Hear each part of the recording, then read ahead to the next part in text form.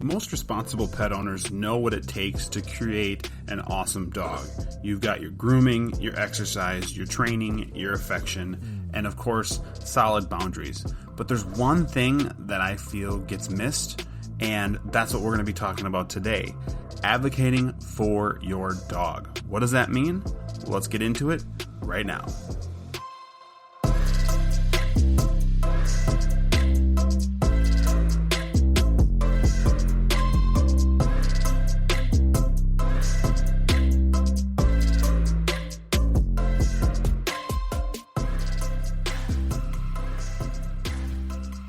All right, welcome to this week's episode.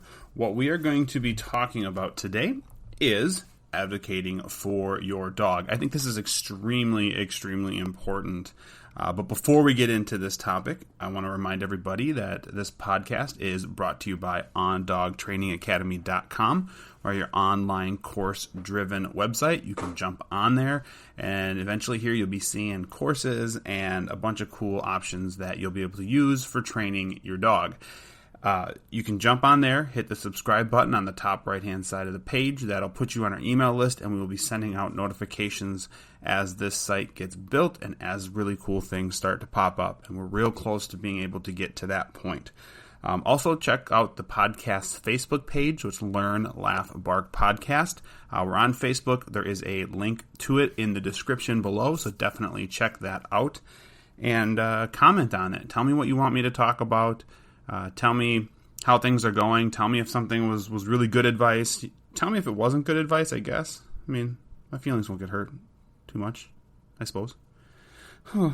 But anyways, yeah, so just comment on there, give some feedback. I always love hearing from people, so definitely jump on and do that. So this week's episode, like I said, advocating for your dog.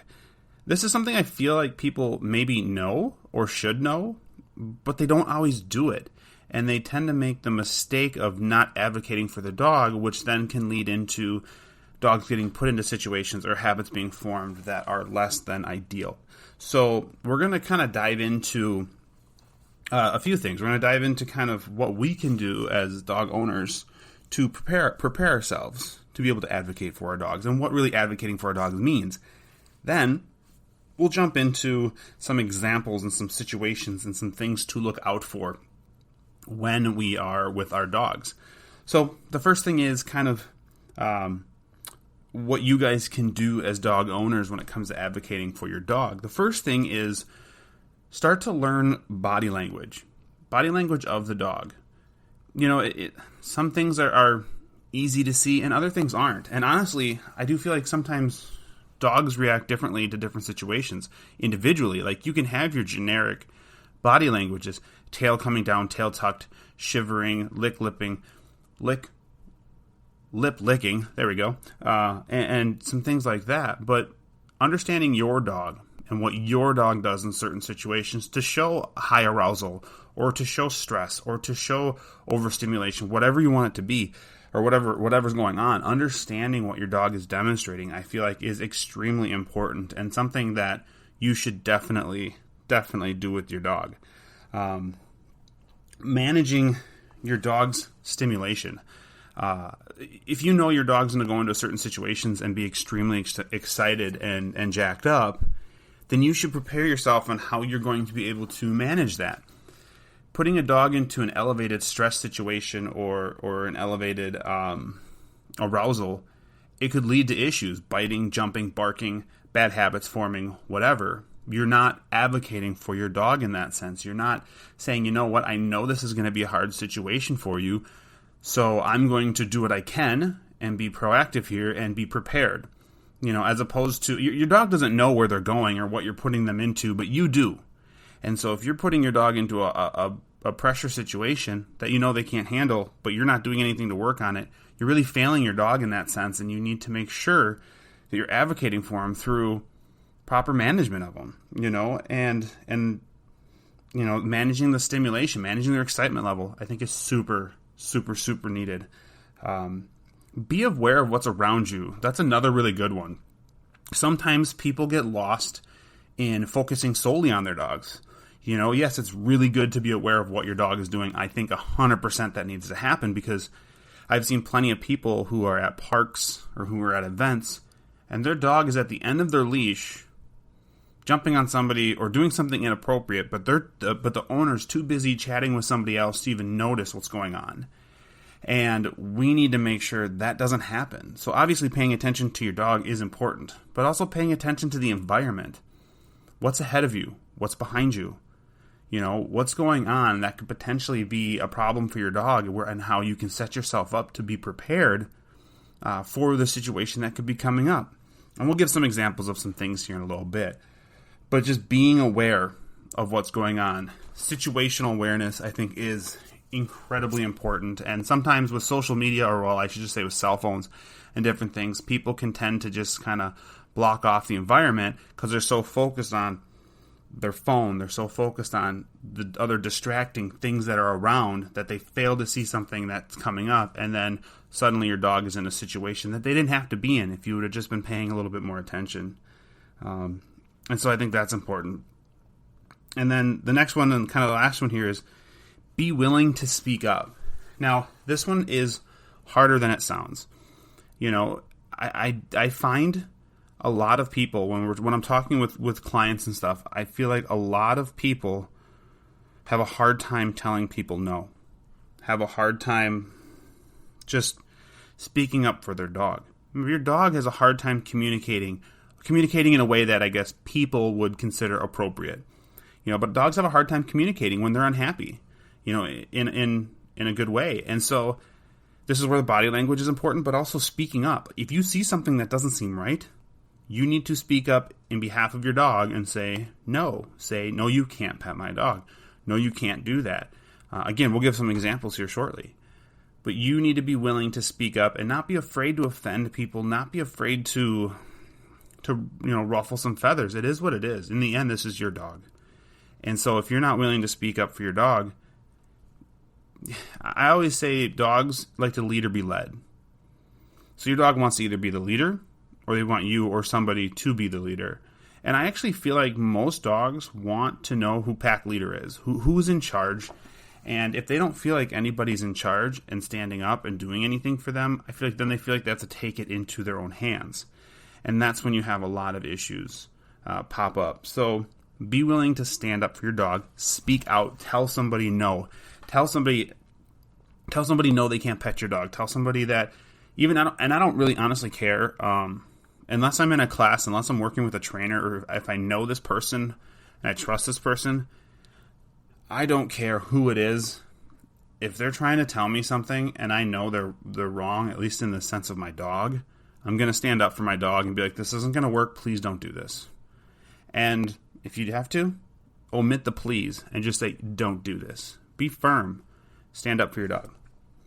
So the next thing then we're going to talk about is some situations, some things that pop up commonly in just everyday stuff. And we're going to actually start with the biggest culprit, and that's us. That's people.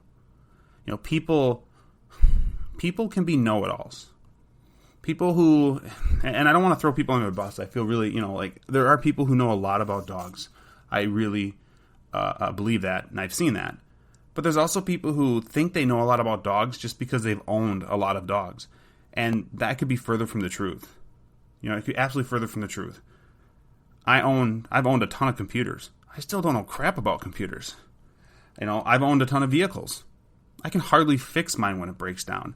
So ownership is not, especially high quantity ownership, is not, that doesn't mean that you're a master of it. It just means you've had a lot of them. Big deal. Big deal.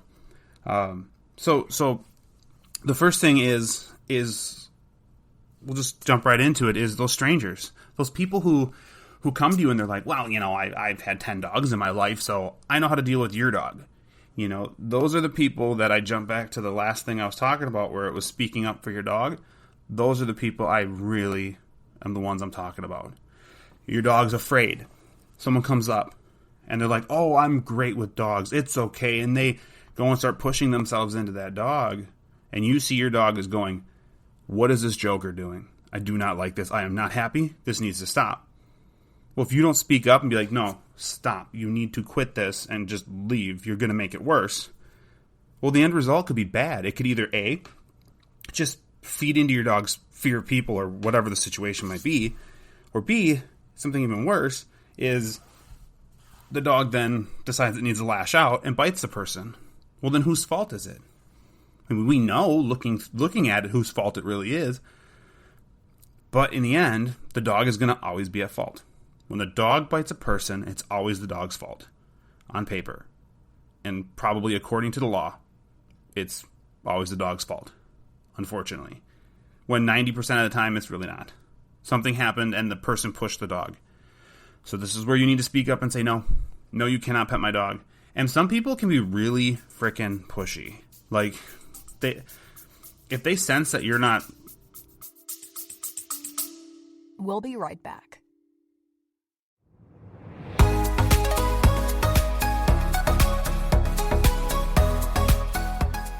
Hello, this is Panic. And this is Sarah. And you are listening to Music Elixir, a podcast between two friends discussing their favorite Asian artists and music.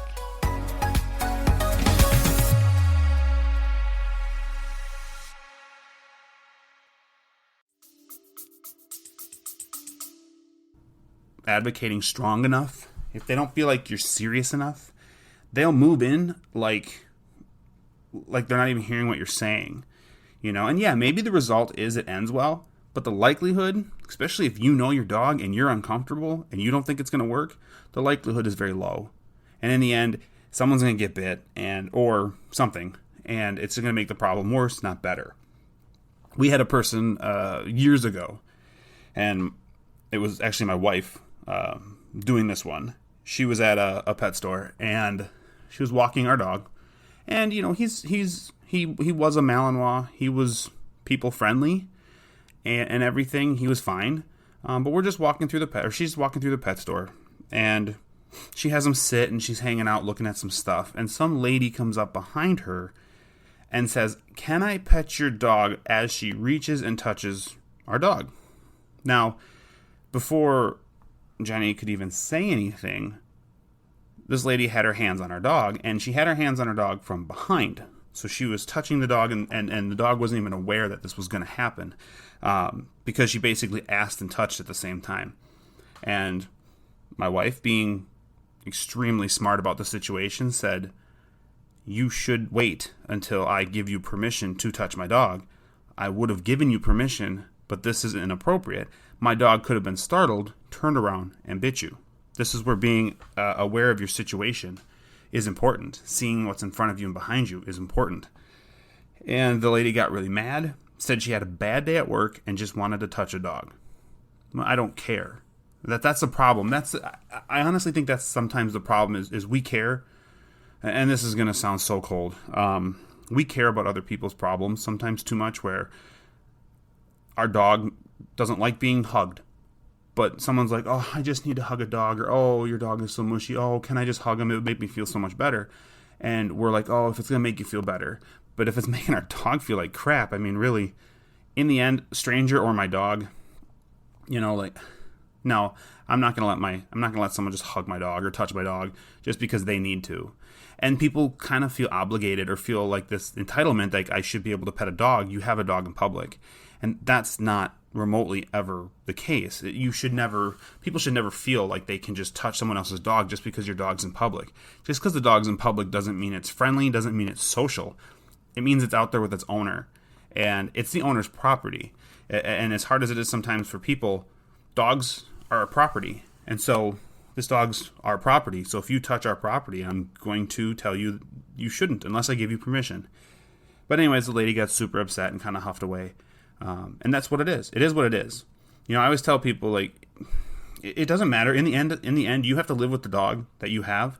And if something's going to create a problem or potentially create a problem, well, the person that's creating the problem probably doesn't care or doesn't have to deal with the repercussions of what happens and what leaks over beyond that. They get to leave and go, "I got to touch a dog." And then the dog leaves and goes, "I don't want another stranger touching me ever again." Right? So, anyways, strangers. Stranger danger is real, especially when it comes to dogs. And obviously with the pandemic and everything happening, I have noticed less people coming up to people and asking to pet their dogs for obvious reasons, but it's still there. And, with things getting slightly better, it continues to rear its ugly head, and we hear about these stories a lot. So, strangers, nah. The next one is going to be one that is not so strangery, and that's your family. Now, I could talk about immediate family, your spouse, your kids, whatever, but also uncles, aunts, grandpas, grandmas, anything like that, any family. Again, we tend to throw trust behind what they're saying because we know them, and well, they've raised hunting dogs, so they must know what they're doing. I'm sorry, but, a hunting dog is not a basset hound. A hunting dog is not a St. Bernard. So don't, just because they've raised dogs doesn't mean that they know dogs. I'll go back to that. So if you don't think whoever's giving you advice, if you don't think it's right for your dog, don't do it. I've had people go, well, my aunt or uncle said, put a pinch collar on the dog because it worked for their dog. No, it worked for their dog, which is cool. But just because it worked for one doesn't mean it'll work for all.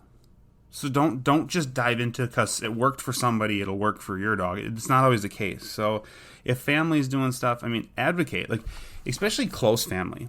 Again, so if you're your kids or anything like that, and we'll be getting into kids here next. But if you have family that is messing with the dog or doing stuff, stand up for them. Stand up for your dog and be like, you know what, this isn't appropriate. Either A, it's my dog doesn't like it and is uncomfortable, or B, what you're doing is creating bad habits, i.e. biting, mouthing, jumping, you name it, whatever. So it's really important to watch that and be like, no, that's not appropriate. You need to stop that because the only thing you're doing is creating a headache for me and problems for my dog. So that leads into the next one, which would be kids. So I touched a little bit about it a second ago with, appropriate playing and different things like that, but also just interactions in general. It's not, and I talked about this in a recent episode with kids and dogs. It's not cute when your dog is when your kid is climbing all over your dog.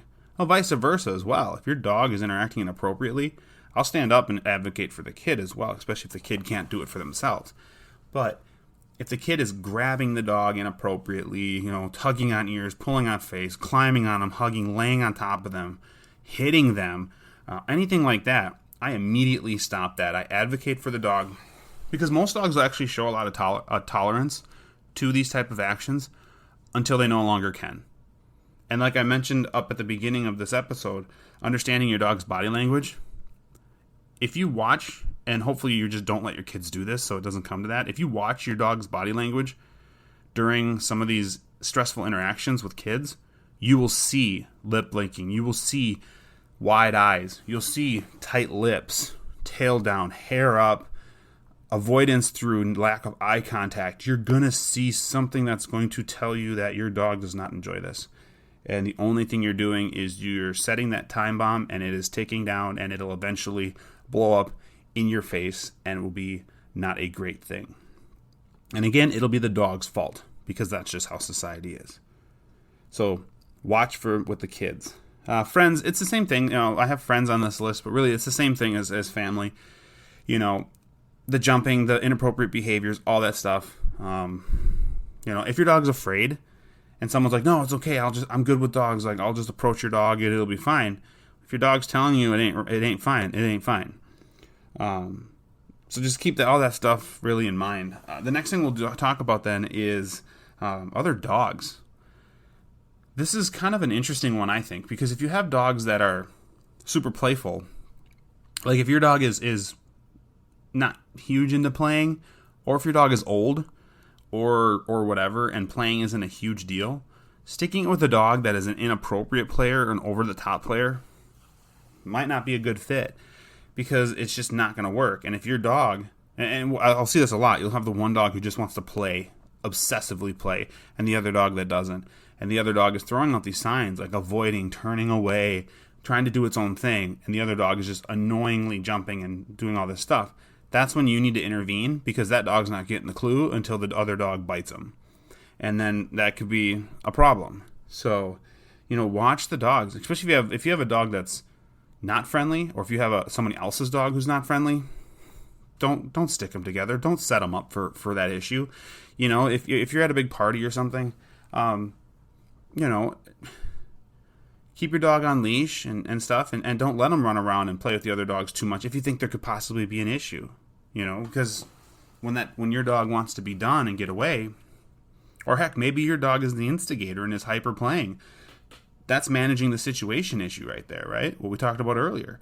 You're not managing the situation. You're just saying, go get super stimulated so that potentially you get into a fight. You're not actually saying that, but you get what I'm saying. Like, you're basically putting this dog into a situation that if it continues to play at the level it's going to play, someone's going to tell the dog off, and it's going to not be necessarily great. The other one is environment. So this goes back to managing the dog's stimulation, being aware of the environment, all that stuff. Parties, parades, it's summertime here, so there's a lot of parades, there's fairs going on, and I do see people bringing their dogs to it. And a lot of times I see dogs absolutely melting down, but the owner's not understanding what's going on. The dog is just super stressed, not happy to be in that situation. Again, the dog has no clue where you're bringing them. You do. So you need to be advocating for your dog and say, you know what? This isn't going to be a good situation for my dog. I'm going to leave my dog at home. I'm going to just not bring him because this isn't going to be good. Now, maybe it's a goal to get the dog to the point where they can handle certain high-level situations, but you can't just jump into it cold turkey and expect for things to go swimmingly. They typically don't. So, you know, watching what overstimulates your dog, what scares your dog. Do fireworks scare your dog? We had an episode recently about fireworks and stuff. Do fireworks scare your dog? Well, if they do, bringing them to a fireworks show to help them, quote unquote, get over it is not going to necessarily be the situation you're going to want to bring them into. It's just not going to work out. It'll end up overwhelming them and probably shutting them down more so than fixing anything or helping with anything. So, you know, be really mindful of it. And then parties. I mentioned this a second ago. With parties, my rule with parties when I have dogs, whether it's I'm bringing my dog somewhere or we're having a party here, is rotation. I'm not letting my dog have free run of the party the entire time. Now, part of it's because my dog can get stimulated extremely easily. So if I let the dog just have free run the whole time, what ends up happening is he progressively will start to get overstimulated to the point of exhaustion. And then that's when, if things are still stimulating but he's mentally exhausted from it, he may end up, you know, barking or getting inappropriate in some degree. So I like to do rotation where it's like, hey, let's go. You get to come out on leash. I'm going to hang out with you for an hour or a half hour. And then I'm going to put you away for an hour or two. Let you break. Let you have that mental break and then bring you back out and do it again. But it's just making sure you're managing all of this. Now, one thing you might have noticed through all of this talking, and if you've listened to other episodes, and if you haven't, definitely go back and check out some of them, or check out all of them, because they all kind of lead into a lot of what I'm talking about. the exercise, the training, the boundaries, the affection, bonding with your dog, having that bond where your dog knows you've got their back because you'll step in, advocate for them, put them in good situations, help them through bad situations. All that stuff to me is dynamite. It is dynamite. So making sure you bond and understand your dog's issues or your dog's things that make your dog tick, I think that is so incredibly important. And we cover a lot of this in previous episodes, so definitely go over and check those out.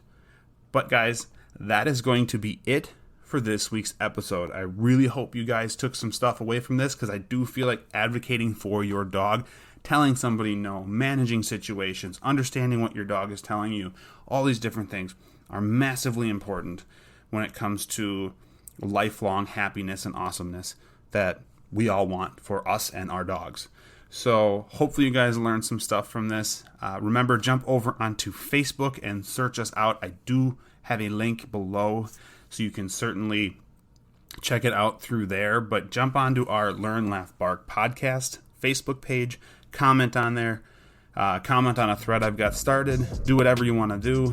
And then also, of course, jump on to ondogtrainingacademy.com and sign up for our email list so that we can send you updates when our courses and some other stuff launched that we are working on. So thank you guys very much. And like every single week, we'll see you in the next episode.